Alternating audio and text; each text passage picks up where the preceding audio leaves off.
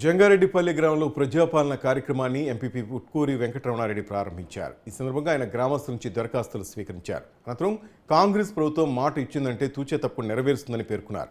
అర్హులైన వారందరినీ ఎంపిక చేసి సంక్షేమ పథకాలు అందజేస్తామని, పథకాల్లో కాంగ్రెస్ పార్టీ ఎక్కడ రాజీ పడే ప్రసక్తి లేదని ఎంపీపీ అన్నారు.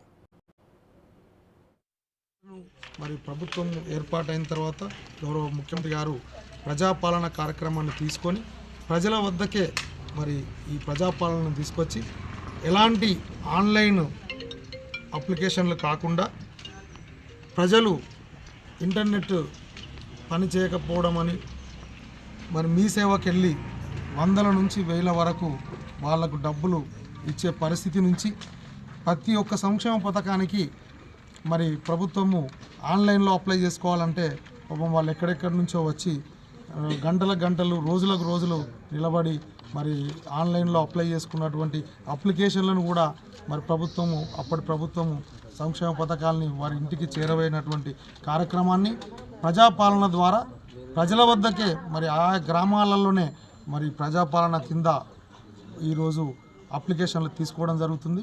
ఆ కార్యక్రమంలో భాగంగా ఇప్పటి వరకు మరి మండలంలో 5,991 అప్లికేషన్లు ఇప్పటివరకు నిర్వహించినటువంటి ప్రజాపాలనలో మరి అప్లికేషన్లు ఇవ్వడం